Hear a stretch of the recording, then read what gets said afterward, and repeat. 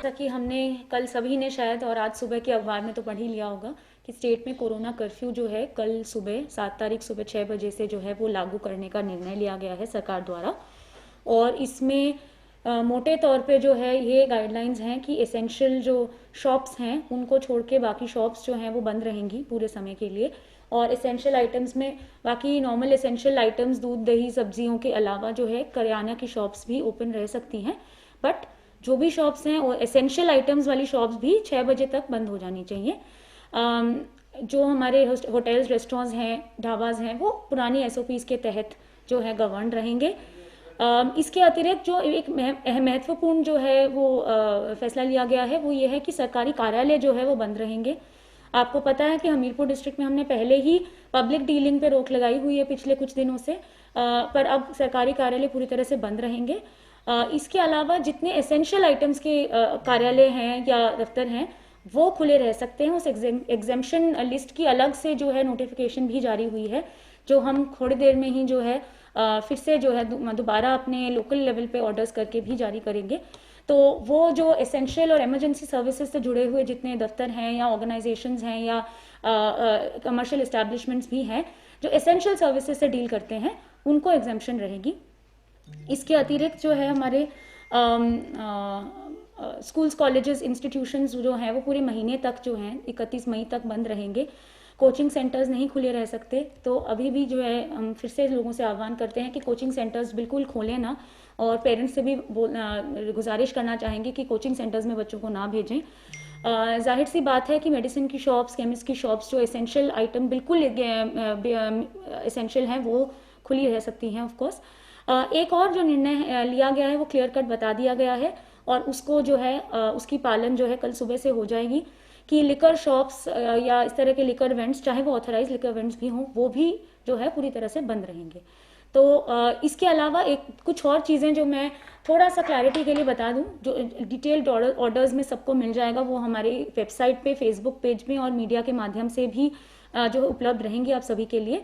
लेकिन construction activities जो critical हैं या इंफ्रास्ट्रक्चर रिलेटेड एक्टिविटीज़ हैं जहाँ पे काम चल रहा है वो चालू रह सकती हैं एसओपीज़ के तहत। इसी के साथ साथ पब्लिक ट्रांसपोर्ट भी 50% कैपेसिटी में चल सकती हैं, क्योंकि ये सारे चाहे किसी को एसेंशियल काम के लिए ऑफिस भी आना है अपना काम करने के लिए या कहीं कंस्ट्रक्शन साइट पे जाना है या किसी और चीज़ के लिए, तो पब्लिक ट्रांसपोर्ट की इसलिए प्रोविज़न रखी गई है, वरना उसमें लोगों को दिक्कत आ सकती थी।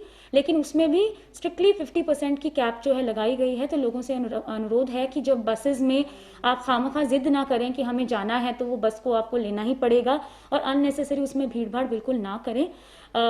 उससे जो है आपको खुद को और बाकी सबको संक्रमण का खतरा फैल सकता है। और इससे साथ साथ जो है अनावश्यक रूप से बिल्कुल भी ट्रैवल इधर उधर घूमना फिरना जो है वो अलाउड नहीं होगा। अगर आप लोग बाहर पाए जाते हैं तो आपको एक्सप्लेन करना होगा क्यों जा रहे हैं और आपके पास एसेंशियल डॉक्यूमेंट्स होने चाहिए उसके सपोर्ट में। अलग से कर्फ्यू पास की रिक्वायरमेंट हमने नहीं रखी है। जो एग्जेम्प्टेड कैटेगरीज हैं जिनको अलाउड है उनको खुद ही अपना या तो आइडेंटिटी कार्ड या एसेंशियल डॉक्यूमेंट्स आपके ट्रैवल के सपोर्ट में आपको खुद प्रोड्यूस करनी पड़ सकती हैं अगर आपसे पूछा जाए तो। लेकिन अलग से कर्फ्यू पास की कोई रिक्वायरमेंट नहीं है। हमें बार बार ये क्वेरीज अक्सर आती हैं जब भी रिस्ट्रिक्शंस लगते हैं कि हमें पास की ज़रूरत पड़ेगी या हम ऑनलाइन कुछ पास जारी करवाना है, परमिट जारी करवाना है।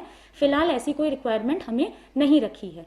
तो आप लोग अपने डॉक्यूमेंट्स अपने दस्तावेज जो हैं वो खुद अपने साथ सपोर्टिंग डॉक्यूमेंट्स लेके चलें इन केस आप एग्जेक्टेड कैटेगरी में पढ़ते हैं। और लास्टली, कहीं भी अनावश्यक रूप से 5 से ज़्यादा लोगों की भीड़ जो है उसको अनलॉफुल माना जाएगा। अगर इस तरह से कोई पब्लिक प्लेसेस में 5 से ज़्यादा लोग एकत्रित होते हैं किसी बिना कारण, तो उनके खिलाफ जो है सख्त कार्रवाई की जाएगी। मैरिज फंक्शन या फ्यूनरल जो है 20 लोगों के कैप से तभी चल पाएंगे अगर आपने प्रायर अनुमति कोविड पोर्टल से ली है, वरना आपके खिलाफ भी जो है सख्त कार्रवाई की जाएगी। और उसमें फाइन के अलावा जो है एफआईआर और सज़ा की भी प्रोविज़न जो है बहुत स्ट्रिक्टली जो है वो बताए गए हैं। तो ये कुछ हाइलाइट्स हैं जो अभी जो है हाल ही में ऑर्डर्स आए हैं पिछले रात को, उनके तहत जो रिस्ट्रिक्शंस लागू होने वाली हैं। और ये हम अपने जो जितने लोग हैं हमारी हमीरपुर ज़िला में उनके सहूलियत के लिए अपने वेबसाइट पे और अपने फेसबुक पेज पे भी अपलोड करेंगे। तो सभी से अनुरोध है कि इन सभी गाइडलाइंस का अक्षरशः पालन करें। हम आशा करते हैं कि थोड़ी सी हम और ज़्यादा सख्ती और एहतियात बरतेंगे तो आने वाले समय में हम कोविड पॉइंट ऑफ व्यू से अपने आप को बहुत सुरक्षित कर पाएंगे। धन्यवाद।